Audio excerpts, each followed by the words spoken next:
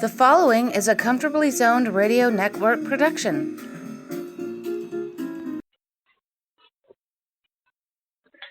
Thank you, Tally Olson. I am back. You are comfortably zoned in Alameda, California, with me, the Zig Zag Man, Ralph Zig Tycho. And as usual, I have the most interesting guests on the planet. And what I really like is returning guests, which shows me that they enjoyed the first time. And without further ado, freelance author, Dan Epstein. How are you? Hey, Ralph. I'm good, man. How are you doing? No complaints. I'm still kicking it at age 76. God bless. And to give you an idea of how kicking I am, I bought what's known as a pitchback in my backyard. I don't know if you're familiar with that. I used to have one. Are you kidding? Oh, then you realize. As a kid, I used to practice my knuckleball on that thing. Right, and I wonder how a knuckleball would come back based on the theory of that. It really develops your skills. I mean, you got to throw it right to get it back right, and it's revolutionized my exercise routine. I go out there for an hour and a half a day, or 45 minutes, let's put it that way. And I enjoy it. It's there are times I just use it to meditate, where you're just throwing the ball back. Other times you want to work out, you get a little challenge, it isn't necessarily aerobic, which is a good thing when you're 76. You don't need to blow out my heart just to get a little exercise. Anyway, that's how I'm doing, and I'm completing my second book, which is my idea is to make it an audio book and nothing else. Because what it is, it's a compilation of interviews that I did. I've got about 50 of them. The topic being loving baseball when we were 12 and innocent. And it works as an audio book because I'm getting to hear emotion from people, passion from people on a podcast that needs to be transcended to an audio book, and it's almost complete. I've got about 49 interviews. I'm striving for 50. So what I'd like is for you to be number 50, and not today, another time. We'll get together on the phone, and I want to know what it was like for you at age 12. I'm just curious. Well, sure, but it's funny because Joe Pepitone actually plays into that in my case, because Pepitone was retired by the time I was 12 years old. I was 12 in 1978, and I had heard of him, because he'd played for the Yankees and and had been in the World Series in the 60s and all this, but I really had no idea about who he was or, what kind of a character he was. And then in the summer of 78, when I was at the peak of my baseball madness, I was checking every baseball-related book I could find at my local branch of the LA Public Library. and actually I remember I was with my mom, and she pulled Joe, You Could Have Made Us Proud out of the shelf, and she said, "Oh, Joe Pepitone was a baseball player. Maybe you'd like to read this." So I took it home, and expecting just another kind of, mildly entertaining baseball story about a guy and the guys he played against, and had no idea that there was going to be, gun violence, mob involvement, all kinds of sexual stuff. And boy, was my mind blown. And so at pretty much 12, at age 12, so we lose our innocence, and intellect becomes mixed with passion for baseball, and you're accumulating intellect at a mile a minute at that age. And I'll bet that taught you enough to know the real world of baseball, and not be surprised later on. Oh yeah, right? No, I mean I had already read Ball 4 at that point, so it's like I was, aware of the difference between, that space between the baseball myth and baseball reality. But Joe Pepitone's book was way more hardcore than Ball 4, and it really blew my mind, and certainly I was getting to that age where I was just about as interested in girls as I was in baseball, and that kind of played into it as well. So that was I mean, to this day, that's still probably my favorite baseball book written by a player. It's so real. My favorite chapter is when he talks about getting high with Mickey Mantle and Whitey Ford, cannabis high, and they were playing an Army game. The Yankees went up to play Army at West Point, and I think that was the setting for that. And Mantle was so blitzed out of his mind that he ended up hitting a home run that game. But after striking out 3 straight times. Well, it's like pitch back. You throw it good, you get it back, you miss it.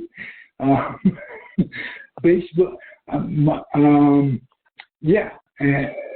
playing pitch back high. I mean, so they tell me. By golly.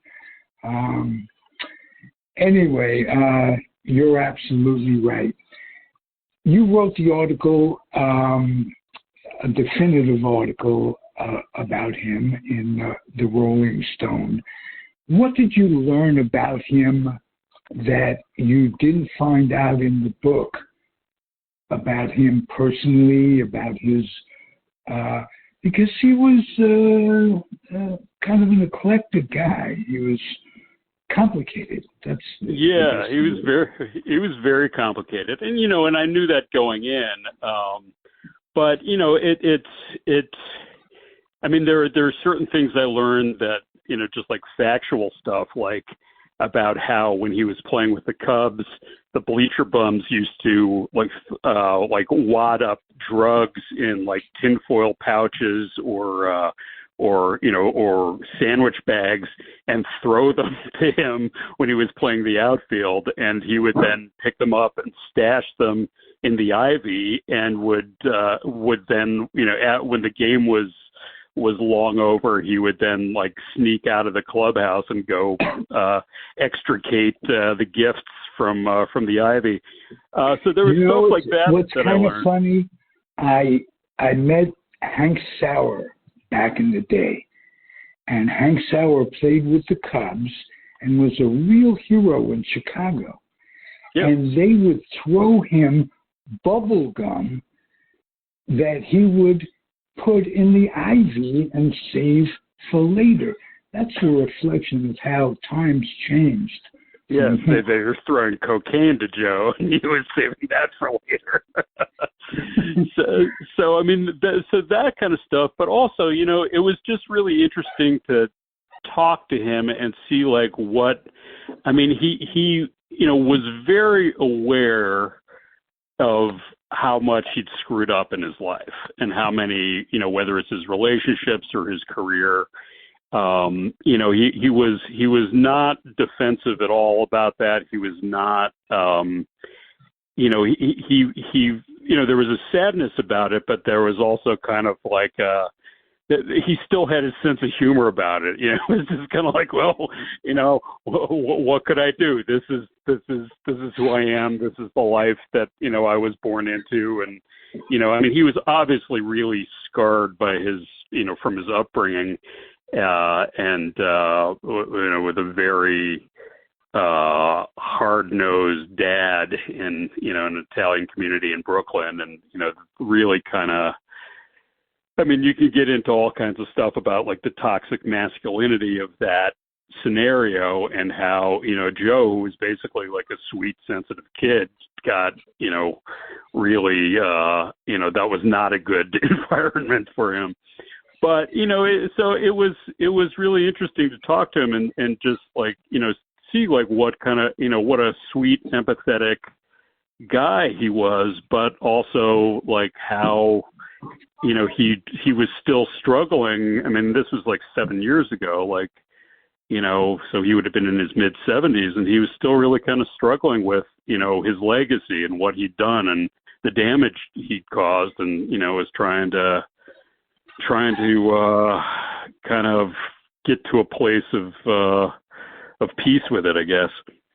Peace within himself, which is not necessarily with the world. He was the kind of guy, take me or leave me. But it's nice to know that he was empathetic in that way towards himself. And he could reflect. He could look within himself and reflect. Because, you know, life is a mixed bowl of nuts. Yeah. And all we have to do is get as many cashews as we can. And he didn't have many cashews at an early age. No. So, for those of you we haven't mentioned, for those of you who don't know, Joe Pepitone, former Yankee, former Chicago Cub, among other teams, but mostly the Yankees, passed away this past week. And it's a blow to everybody who grew up knowing of his legacy or actually seeing him. I got to see him play. He was a damn good first baseman and an excellent center fielder when Mantle had to go to first, or they thought he had to go to first. It didn't really help much, but they got a young guy out there with some range, and he was a Gold Glove caliber center fielder, and he had demons. Yes. Speaking of which, when you mentioned his upbringing, a poor guy with an overbearing father and all this, that really doesn't excuse how one turns out, that sort of thing.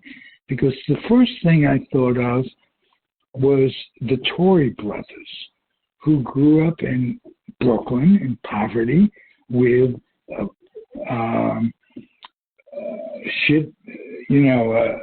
shitty fatherly figure. And they turned out presumably different. And I'm not making excuses for Joe, and you know, and frankly, I don't think Joe was making excuses for Joe, but I think, you know, it also goes beyond his dad. I mean, he you know, from a very early age was, you know, kind of mixed up with you know, the wise guys, and you know, even when he was just starting out with the Yankees, like there were, there were guys from the mob who were offering to kneecap Bill Skowron so that Joe could take his place at first. And, Joe had to... That's incredible to hear that, because Skowron took over, Joe Pepitone took over. Skowron was going through some real tough times, a divorce, if I'm not mistaken, and at the same time, he loved the Yankees, like Johnny Blanchard, Sturdivant, those guys. Yeah, they were crushed when they had to leave. Billy Martin is a good example of that. Yeah, and there was something about the Yankee era, the Yankee tradition, DiMaggio, Gehrig, that just that got to people, and so Skowron was about to lose his job anyway and gets traded, and to know that there were people that he was associating with people that would even offer that, whether or not he brought it on, I doubt that. Somehow. No, he actually told them, no, I want to do this the right way. Don't mess with them. So basically Joe came from that culture, and more than just his dad, it's just like you had all these guys who, had a very specific idea of the way like a guy comports himself, the way a guy,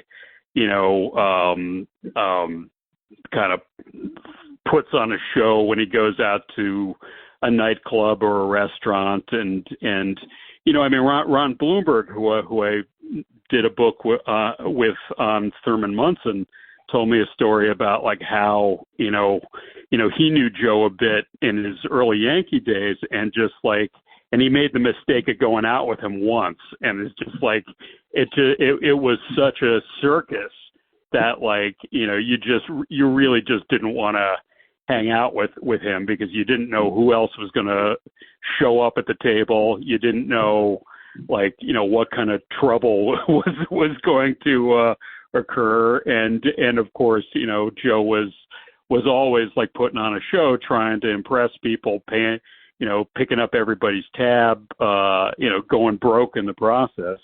So I mean, right. It's I think he felt a lot of pressure to live up to this persona, and didn't really understand that he didn't have to do that. And and I suspect certainly a lot of Italian guys of his generation, were up against something similar, and maybe the Tory brothers were outliers in that, or maybe they just had better grounding or what, but Joe bought into it, hook, line, and sinker, and really screwed up his career and his life as a result. Right, but overall, he could say one thing: I did it my way. Yeah. And he wasn't dissuaded from that. Do you have any stories about Pepitone's relationship with Leo DeRocher? Yeah, they had a very difficult relationship. I mean, not that Leo was, easy for anybody to get along with, but they had a whole thing with Joe was really into riding motorcycles at that time, and kept bringing his motorcycle into the Cubs clubhouse at Wrigley, which DeRocher was not into, and so they had a lot of issues over that.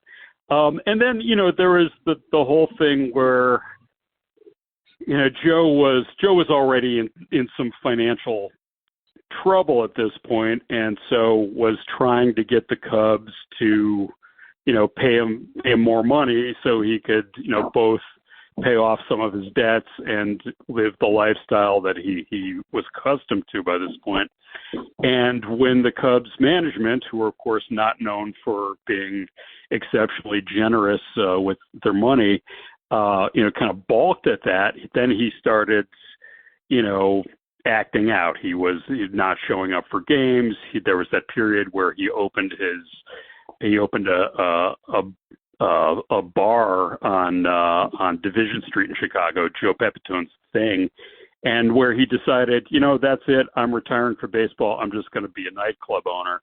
And, so I think DeRocher was really beside himself because, here's this guy and Pepitone had some great periods with the Yankees, or not the Yankees, with the Cubs. 1971, he hit 307, I think 16 home runs. He was really a difference maker of a player. And then all of a sudden he wasn't showing up for games, or he was going fishing for a week, or, things like this. And so, you can't really blame DeRocher for getting upset because, he needed to be able to rely on his players. And Joe was anything but reliable at this point.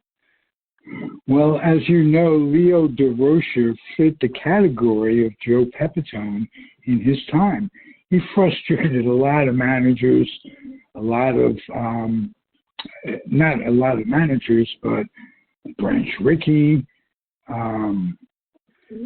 So he had two people that are that close in personality sometimes clash on their own. Oh, yeah, absolutely. And, and DeRocher certainly liked to hang out with the tough guys. I mean, both DeRocher and Pepitone were friends of Frank Sinatra. So,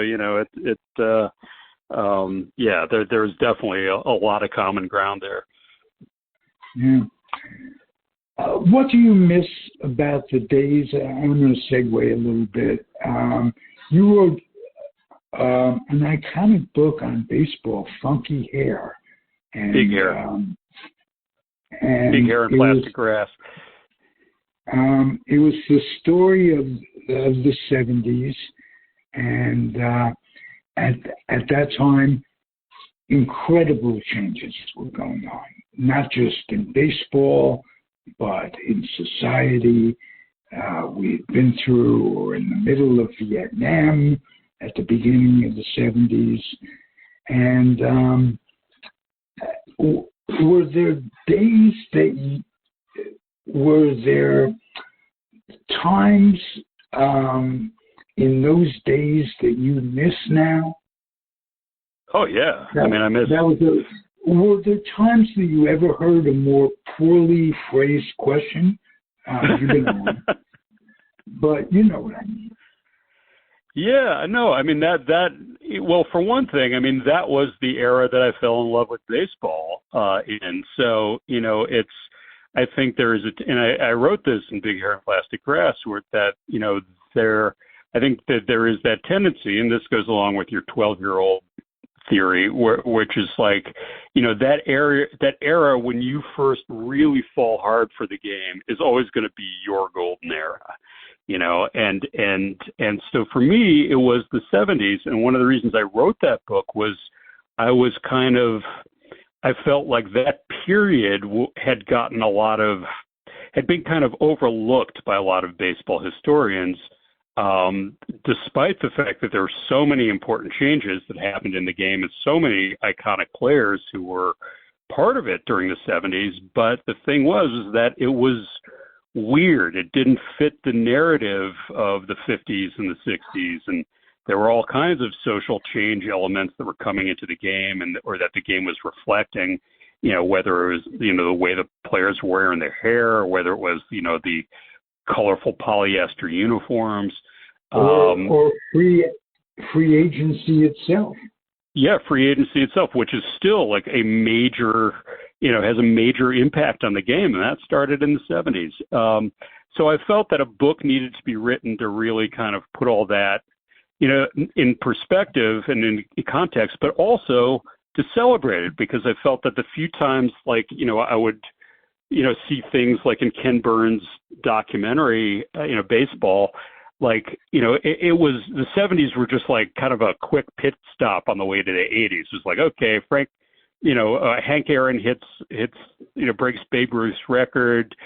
Carlton Fisk hits that crazy home run in one of the greatest World Series games ever played. Pete Rose has the hitting streak in 78. Let's move on. And, and I just felt like it deserved so much more attention. And I really do think that, that book did help kind of shift the focus. And, I think a lot more people appreciate what the 70s meant to baseball now, and just like what a rich decade it was. Yes. Thank you for chronicling it.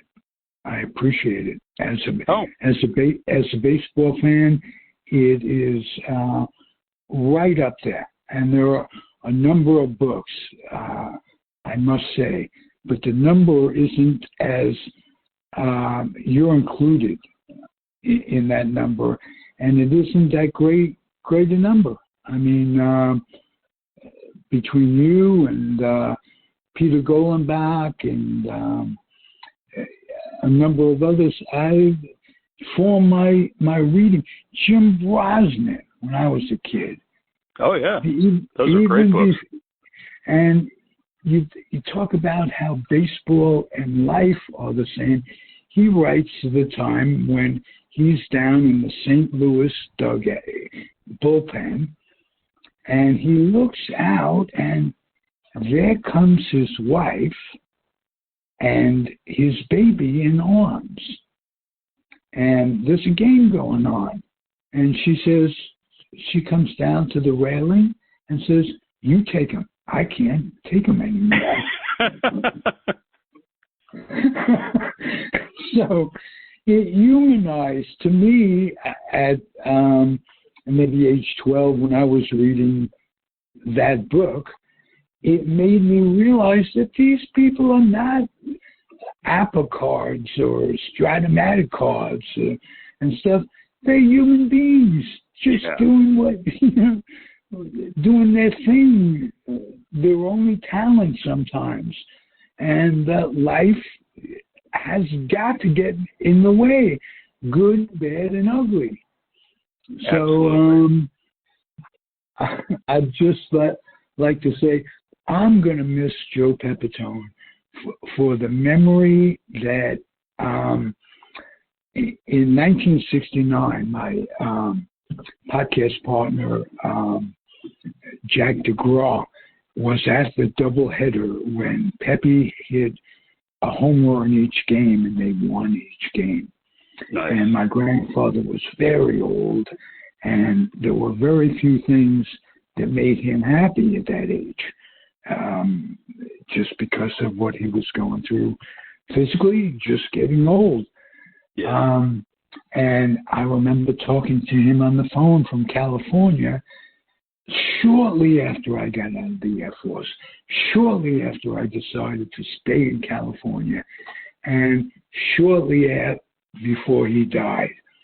And it was one of the last times I spoke to him, and I heard the glistening in his voice when he reported Pepitone's doubleheader and the Yankees winning both games and this, that, and the other thing. So I thank his spirit for that. So what can I say? Yeah, no, I mean, and like you said earlier, I mean, he really did, for better or worse, he lived life his way, but he was very, he was very real about it. And, one of the reasons that I think of him as this kind of 70s icon. I mean, he was really, he was behaving like a lot of players did in the 70s, but he was doing it in the 60s. He was, he was the first guy to bring a hair dryer into the clubhouse at a time when that was considered a very unmanly thing to do. He would get his pants, his uniform pants, tailored so that they fit him tighter. For the female fans in the stands' enjoyment. he was, he was a prankster. He was, very, he had a men's suit shop for a while. He lived in a much more colorful way than ball players typically did at that period. So I see him as this kind of, proto 70s icon, who, and then of course all his crazy hair pieces that he would wear on and off the field. He told me actually in our interview that he actually even had an afro hairpiece during the 70s, which I would love to see a photo of. I've never actually been able to find one. But it's just like he was a colorful dude, and you asked me, like, do I miss that period of time? I mean, I miss colorful players. I miss guys who have a personality, who aren't just kind of robotic performers, and and actually get up to interesting stuff off the field as well as on. And Joe really embodied that. Well, what you and Ron Blumberg have in common? Two Jews from the South. Well, I'm not really from the South. I lived in North Carolina for a few years. You're living in Greensboro. And, no, not anymore. I was living in Greensboro. I'm in New York now. Oh, okay. Welcome back. Tell me what was different about the South that you found pleasurable and weren't expecting.